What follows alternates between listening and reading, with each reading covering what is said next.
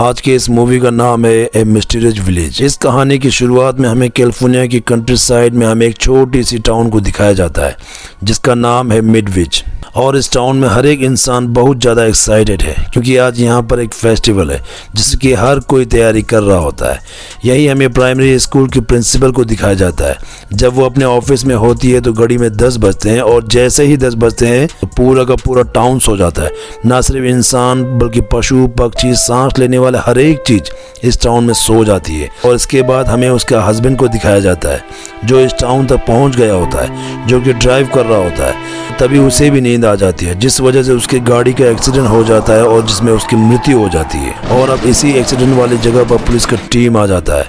यहाँ पर एक डॉक्टर भी होता है जिसका नाम डॉक्टर एलन है। दरअसल वो भी इस टाउन का रहने वाला है। वो किसी काम से बाहर गया था। उसे अपनी पत्नी की चिंता होती है क्योंकि वो भी इसी टाउन में होती है। टाउन की तरफ किसी को भी जाने नहीं दे रही होती है क्योंकि जो भी टाउन की तरफ जा रहा होता है वो सो जाता है। और अब यहाँ पर उसकी मुलाकात एक डॉक्टर से होती है जो कि गवर्नमेंट डॉक्टर है। इस डॉक्टर का नाम सुजैन होता है। सुजैन एलन को बताती है जो भी इस टाउन की तरफ जाता है वो सो जाता है। और अब जैसे ही घड़ी में 4 बजती है तो पूरा का पूरा टाउन फिर से एक बार जग जाता है। किसी को कुछ नहीं पता चलता कि इतने सारे लोग एक साथ गहरी नींद में कैसे चले गए थे। और इस घटना को कुछ दिन बीत जाते हैं और सब कुछ नॉर्मल हो जाता है। और एक दिन बहुत सारे फीमेल्स को पता चलता है कि वो प्रेग्नेंट है। इसमें कुछ अनमैरिड लड़कियां भी होती है और कुछ ऐसे फीमेल्स भी होती है जिसने ऐसा कोई काम नहीं किया जिसकी वजह से वो प्रेग्नेंट हो जाए। और अब यहाँ पर डॉक्टर सुजैन आती है जो सबके सामने अनाउंसमेंट करती है जो भी इन बच्चों को जन्म देगा गवर्नमेंट हर महीने उन्हें $3000 देंगे। साथ ही उनका जितना भी खर्च होगा वो सब के सब गवर्नमेंट करेगी। साथ ही बच्चे होने तक जितना भी खर्चा होगा वो भी गवर्नमेंट के अंडर कवर होगा। और अब सब के सब बच्चे पैदा करने के लिए तैयार हो जाते हैं।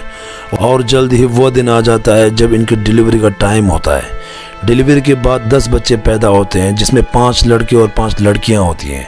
लेकिन इनमें वो लड़की जिसकी शादी नहीं हुई थी उसकी जो बेटी होती है वो जिंदा नहीं होती है। डॉक्टर सुजैन बिना किसी को बताए उसे अपने साथ अपने लैब में ले जाती है। धीरे धीरे बच्चे बढ़ना शुरू हो जाते हैं और ये बच्चे बहुत ज़्यादा इंटेलिजेंट होते हैं। ये दूसरे आम बच्चों की तरह नहीं होते हैं। और 1 साल बाद एक लेडी जब अपनी बेटी को कुछ खाने के लिए देती है तो खाना बहुत ज़्यादा गर्म होता है जिसमें उसकी बेटी को गुस्सा आ जाती है और वो अपने मॉम को हिप्नोसिस करके उनके हाथ को गरम गरम पानी में डलवा देती है जिससे उनका हाथ जल जाता है। और अब जब वो डॉक्टर है वो इनके पास जाती है तो डॉक्टर एलन उससे पूछती है कि तुम्हारा हाथ कैसा जला। लेकिन वो कुछ भी नहीं कह सकती क्योंकि अगर उसने अपने बेटी की सच्चाई सबको बताई तो हो सकता है कि गवर्नमेंट उसकी बेटी को अपने साथ ले जाए। लेकिन इसके बाद वो बहुत ज़्यादा डिप्रेस हो जाती है। उसके पास जीने के लिए कोई भी कारण नहीं बचता और जल्द ही उसकी मृत्यु हो जाती है। धीरे धीरे इसी तरह से 7 साल बीत जाते हैं और ये जो बच्चे होते हैं बहुत ज़्यादा इंटेलिजेंट होते हैं। हालांकि जिनके भी घर में बच्चे होते हैं उनके घर में अजीब अजीब सी घटनाएं होती है।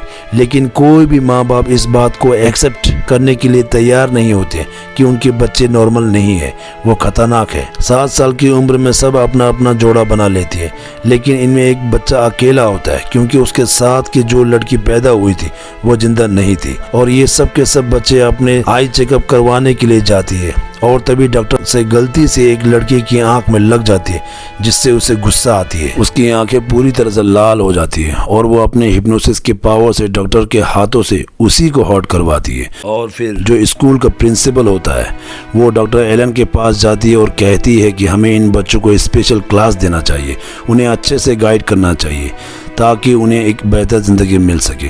लेकिन डॉक्टर एलन उसका साथ देने से मना कर देती है। जिन का भी एक बच्चा होता है जो इन्हीं 9 बच्चों में से एक है जिसके पार्टनर पैदा होते ही इस दुनिया को छोड़कर चली गई थी। अब क्योंकि उसकी पार्टनर नहीं होती है इसलिए वो जिन के साथ अच्छे से बॉन्ड बना पाती है। और अब अगले दिन जिल का बेटा उस जगह पर जाता है जहाँ पर उस बच्ची को दफनाया गया था। वहीं पर उस बच्ची की मॉम भी होती है जिसकी शादी नहीं हुई थी। उसके बाद भी इसने उस बच्चे को जन्म दिया था लेकिन आज भी ये अपने बच्चे को खोने के गम को भुला नहीं पाई होती है, इसलिए बहुत ज़्यादा दुखी होती है। अब इस लेडी के जाने के बाद यहाँ पर डॉक्टर एलन आते हैं जो जिल के खास बेटे को बताते हैं कि यहाँ पर उस बच्चे को नहीं दफनाया गया था। जिल का बेटा कहता है कि मुझे उसकी मौत का बहुत ज़्यादा दुख है। वो उसके लिए अपने दिल में दया सिंपैथी दिखाता है, जो सुनकर डॉक्टर एलन को अच्छा लगता है और वो तय करता है कि वो इन 9 बच्चों को पढ़ाएगा। दरअसल आज से पहले इन 9 बच्चों में से किसी ने भी किसी के लिए सिंपैथी नहीं दिखाई होती है और अब वो इन्हें पढ़ाना शुरू कर देते हैं। लेकिन तभी जिल डॉक्टर हेलन को बुलाती है और जब वो क्लासरूम से बाहर जाते हैं तो वहाँ पर एक हाउसकीपिंग वाला आदमी आता है जो इन 9 के 9 बच्चों को कोसना शुरू कर देते हैं और वो कहते हैं कि गाँव में जितनी भी घटनाएं हो रही है उन सब के पीछे तुम ही हो। और वो इन 9 बच्चों में से एक को झाड़ू से हिट भी कर देता है और सब बच्चे को लगता है कि ये उनके लिए खतरा है।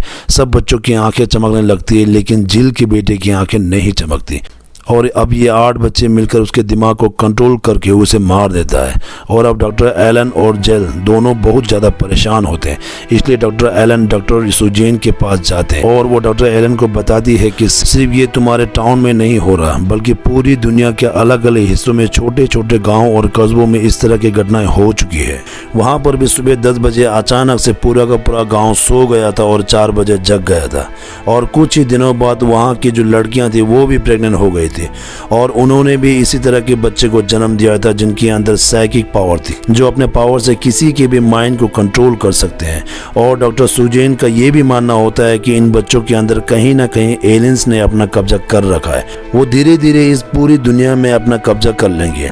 इसके बाद वो एलन को नीचे अपने लैब में ले जाती है और जहाँ पर उसे एक बॉडी दिखाती है और वो उसी बच्चे की होती है जिसके पैदा होते ही मृत्यु हो गई थी। ये बच्चा पूरी तरह से एलन की तरह दिख रहा होता है और अब डॉक्टर सुजेन डॉक्टर एलन को कहती है कि उन बच्चों को जिन्हें तुम क्लास दे रहे हो कभी भी उन्हें अपने माइंड को रीड करने मत देना। अगर उन्होंने तुम्हारे माइंड्स को तुम्हारे थॉट्स को रीड कर लिया तो उन्हें मेरे बारे में भी पता चल जाएगा कि मैं किस चीज़ पर रिसर्च कर रही हूँ। सबसे पहले मैं साबित करना चाहती हूँ कि इन बच्चों की बॉडी के अंदर एलियंस है।